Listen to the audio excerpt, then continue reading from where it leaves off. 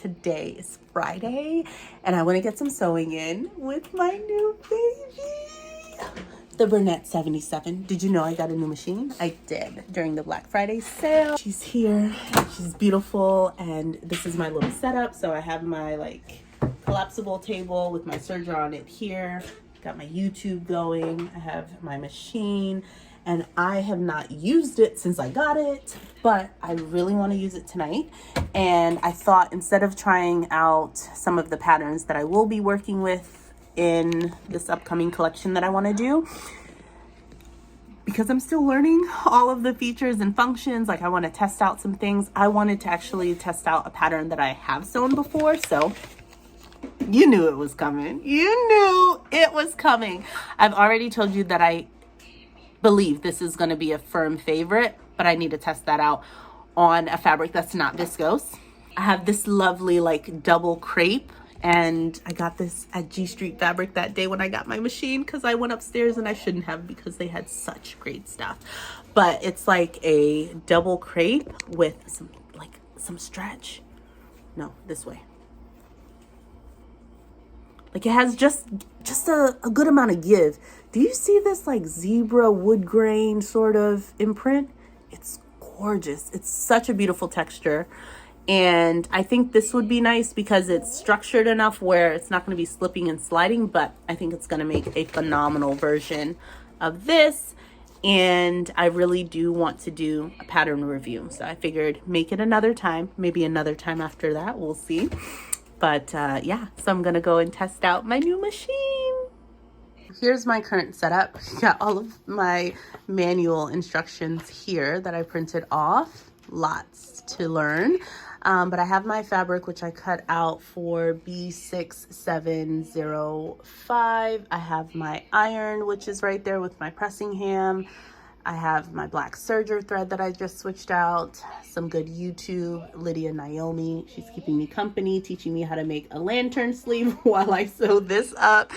And I just want to review the instructions quickly, because I think if I go ahead and just serge and overlock everything right now, then I would just be sewing up. I'm really curious to see how long it'll take me to make this without doing like an additional gathered, you know, hem and all of that stuff. All right, so we have all of the edges serged, and the reason why I serge my edges in advance is because I want to press my seams open for a majority of it, just because the crepe is a little bit bulkier and I don't want to French seam it. Otherwise you would see the bulk in the raglan sleeve.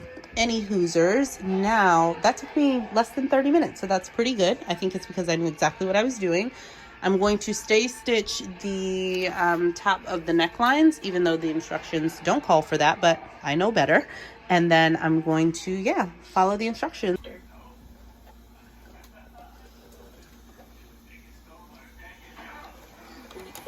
I had to take a quick break and put the kids to bed.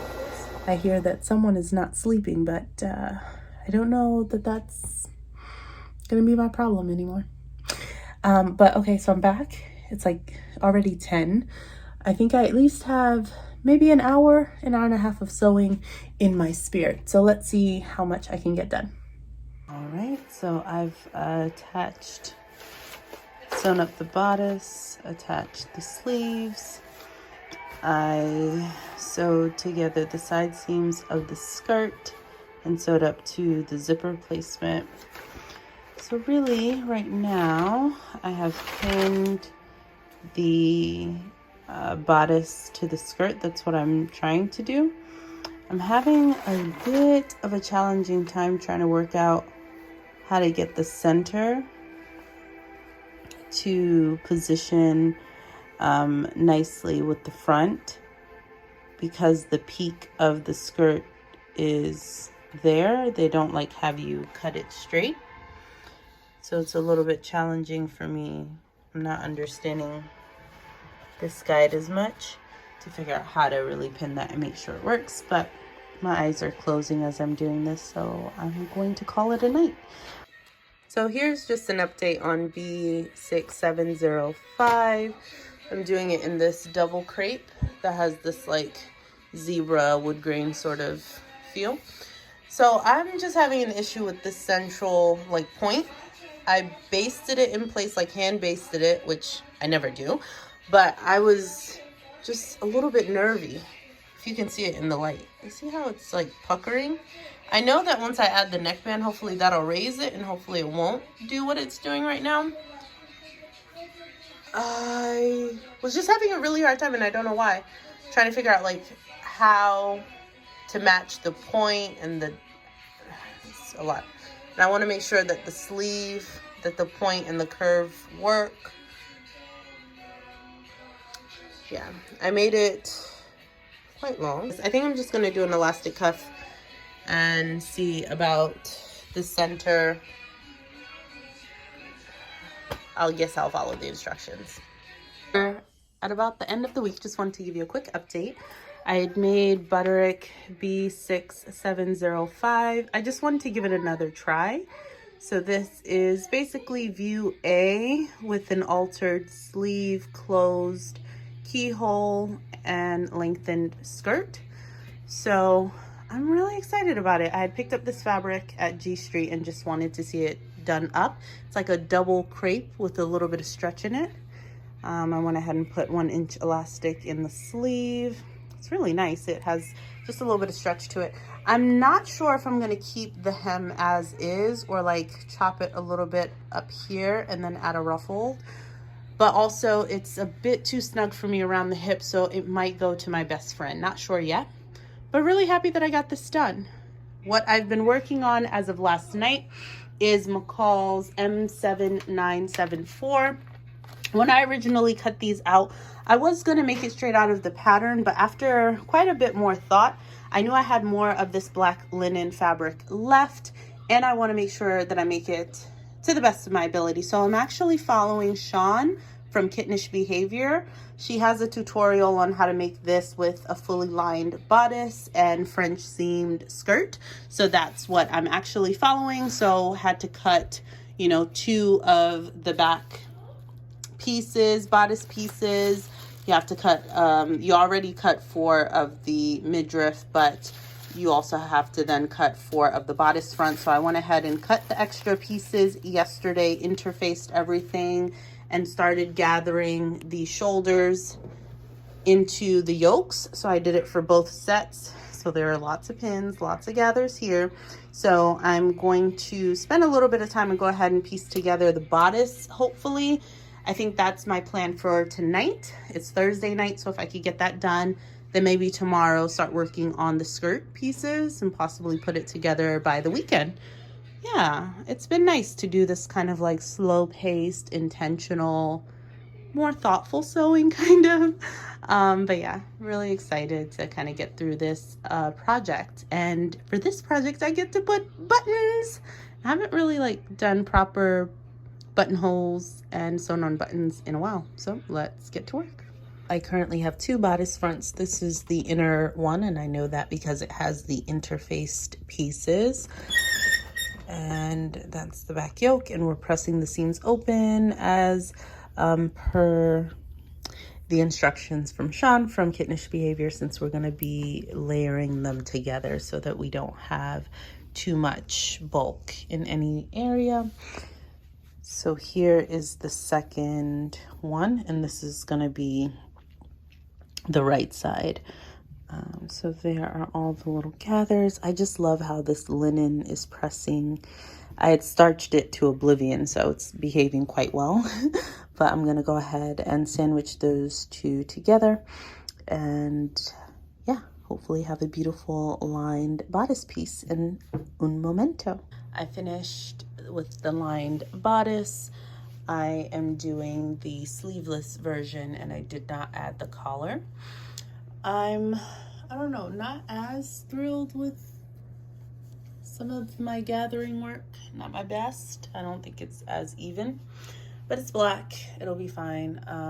Really happy with my progress this evening. This is what I wanted to finish, and we got there. So I'm gonna go ahead and call it a night, and then hopefully tomorrow we'll start working on the skirt and see if we can put this thing together. So I should absolutely go to bed, but you know how you still want to be like in a sewing mood, but you know it's too late for you to actually put any stitches into the garment. This dress calls for 13 buttons. 13! What? So what I want to do at this time is go through my button stash and just see if I have a suitable button for this. 13 half-inch buttons. I don't know that I'll be caring as much about the size, but we'll see. About 98% of my buttons are thrifted. All of this is thrifted. So I'm gonna go and sit through and see what awesome things I can find. I really want to do an entire video about my button stash because I'm really impressed by it. So you all might be interested to see, but I'll go through and see if I can find something for this awesome black linen fabric. So as a recap, 13 buttons. I don't have 13 buttons in any of these, but I do have some that have 10. So my favorite was this button right here. It's like this dark black, but you see some like, it's almost like you see a gray glow inside.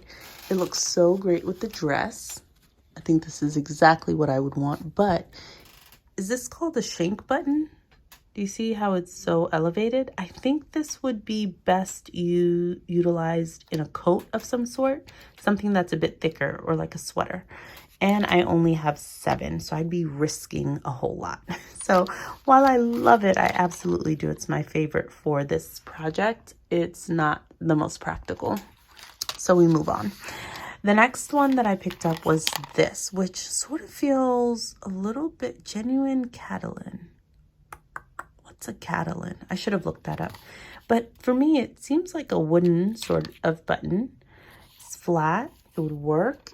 I think it's more brown. It definitely leans more brown. But I think it's dark enough where like it could go. It could go. Now this, because it's matte, I really like it with it. Like I can really see it. However, it is green. And while I do have some green garments in this collection, I want this to be so neutral because it could, in theory, go with everything, right? Because it's black. But I think the green would also suggest that I coordinate it with something that would go with green. And I don't want to have that limitation placed on this garment. The last one is this. But I don't like them. I just don't like it as much. It is black, but I just don't like the really shiny nature of it. And the little flower, not feeling it. So I just opened up my little box again and look at this button. I know what I said about the gold, but like this gold only being on the rim is so subtle. Like I mostly wear gold, guys. Like that looks like it would be gorgeous. I only have 8 of these buttons. And I'm thinking, well, if I did the 8, right? Focus, of course, the 3 that I need in the bodice area, and then spread out the 5 a little bit down here, and then just did snaps along like the rest of it, did just snaps. And then it seems like they just want you to leave it anyways. It's Saturday morning, so last night I got to do most of the French seaming in the skirt panels. Had to mark the wrong side because I'm French seaming and with both sides of this linen being the exact same.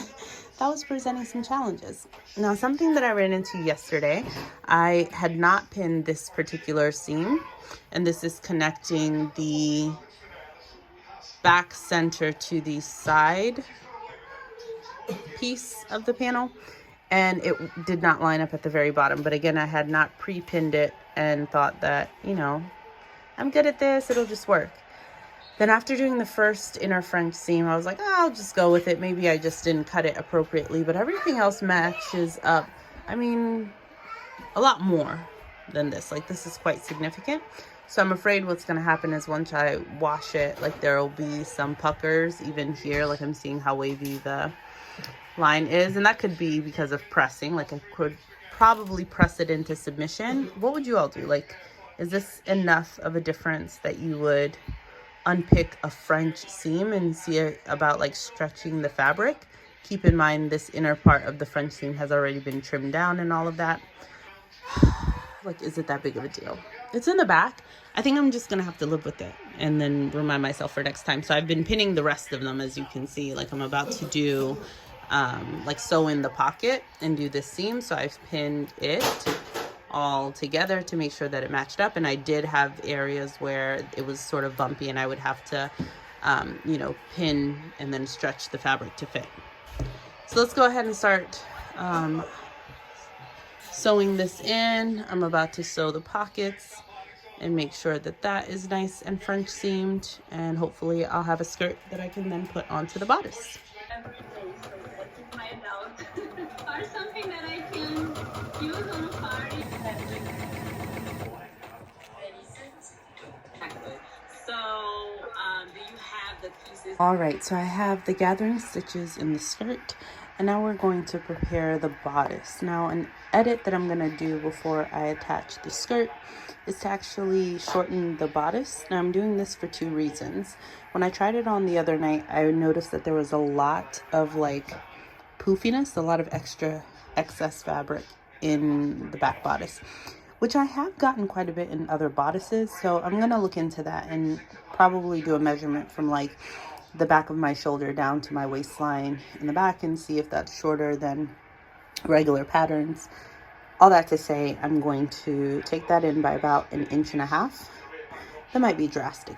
So all of this in an effort to allow the garment to fit at the end of the day, and then also to hopefully get it to actually sit at my natural waist and not lower where it would indeed be tighter. So let me go ahead and cut that. I used my ruler and then also my styling ruler to just go ahead and get that curve nice and neat.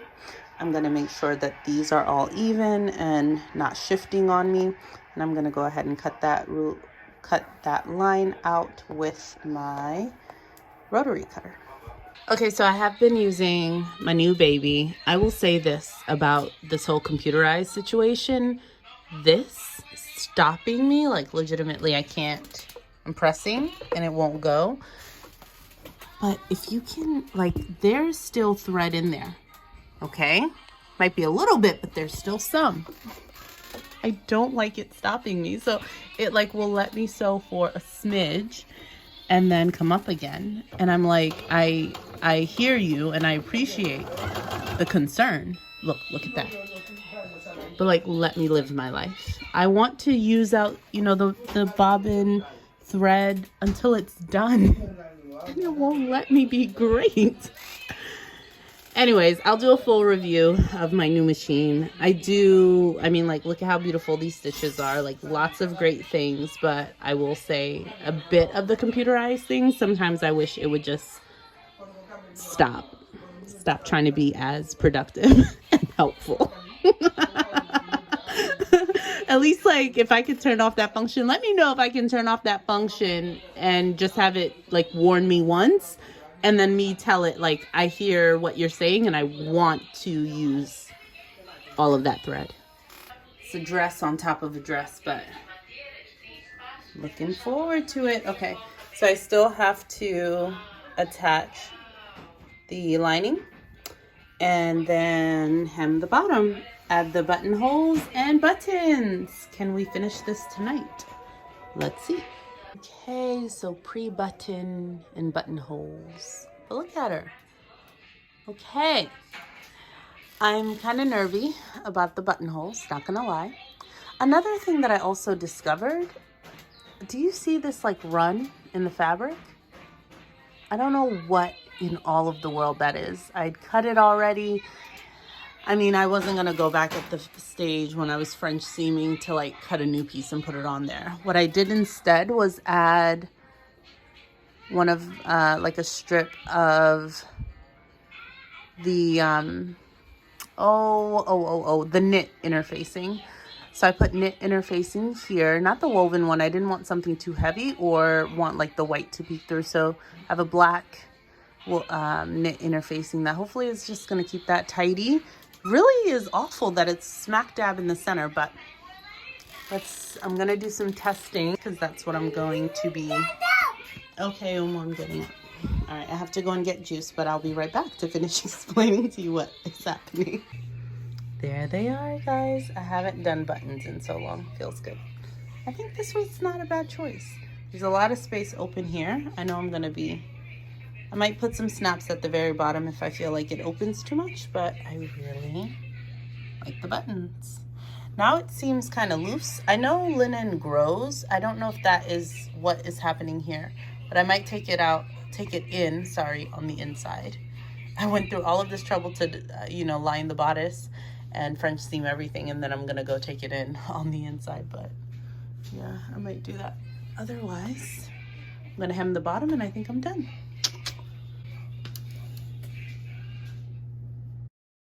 These makes were so much fun to do in December.